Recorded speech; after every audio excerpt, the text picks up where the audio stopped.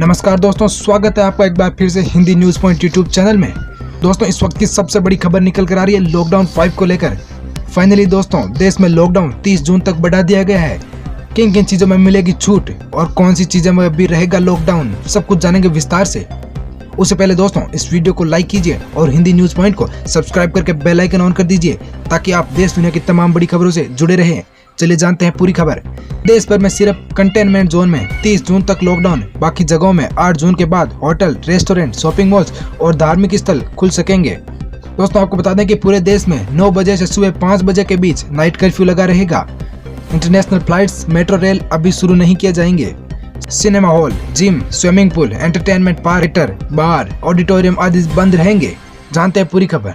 दोस्तों, देश अब अनलॉक होने जा रहा है, वह भी 3 फेज में। केंद्रीय गृह मंत्री ने इसके लिए शनिवार को नई गाइडलाइन जारी कर दी।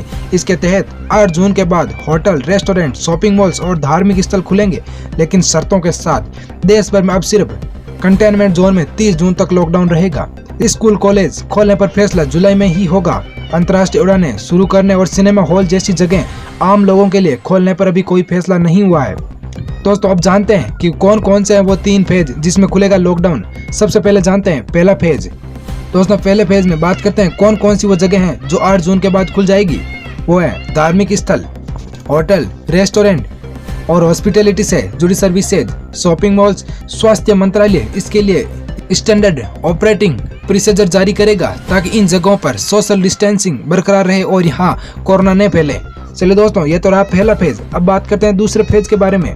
दूसरे फेज में स्कूल, कॉलेज, एजुकेशन, ट्रेनिंग और कोचिंग इंस्टीट्यूट राज्य सरकारों से सलाह लेने के बाद ही खुल सकेंगे। राज्य सरकार बच्चों के माता पिता और संस्थानों से जुड़े लोगों के साथ बातचीत कर इस पर फैसला कर सकती है।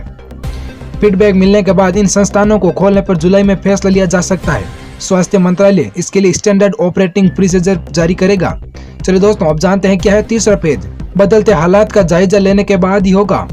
International flights, metro, rail, cinema hall, gym, swimming pool, entertainment park, theatre, bar, auditorium, assembly hall और इनके जैसी बाकी जगहें, social, political, sports, entertainment, academic, cultural functions, धार्मिक समारोह के बाकी बड़े जमावड़े। दोस्तों, अब बात करते हैं कि लॉकडाउन 5 में हमें कौन सी बड़ी राहत मिलेगी। दोस्तों, आपको बता दें, लॉकडाउन 5 में लोगों के मूवमेंट पर कोई भी रोक नहीं लगेगी।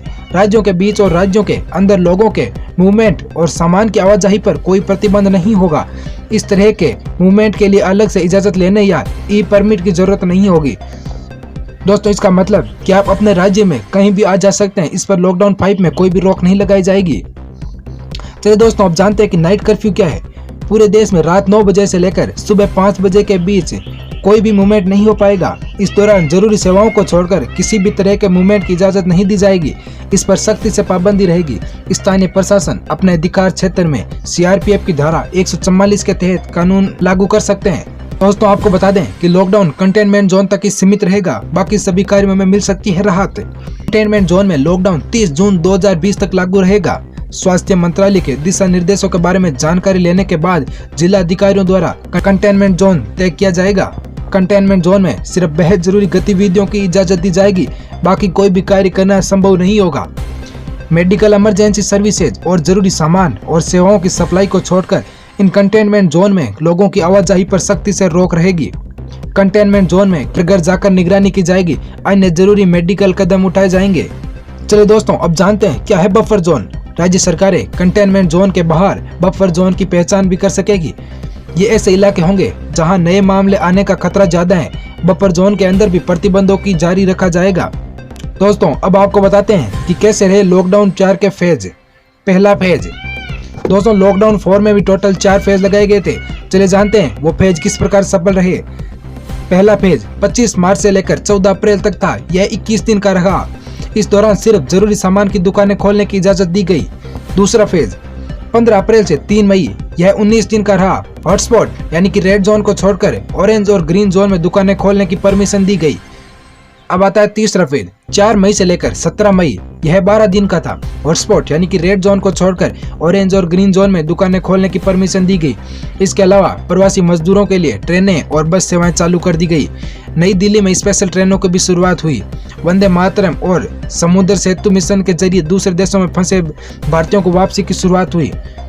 चौथा फेज 18 मई से 31 मई तक इस फेज में सरकार ने राज्यों को कोरोना संक्रमण के हिसाब से रेड, ऑरेंज और ग्रीन जोन जो तय करने की छूट दी, बसें चलाने की इजाजत दी गई और शॉपिंग मॉल्स के अलावा सभी दुकानें खोलने की परमिशन दे दी गई। बाद में अलग से घोषणा कर 25 मई से घरेलू उड़ानें भी शुरू कर दी गई। इस वीडियो को लाइक कीजिए और हाँ, देश दुनिया की तमाम बड़ी खबरों के लिए हिंदी न्यूज पॉइंट को सब्सक्राइब करके बेल आइकन ऑन कर दीजिए।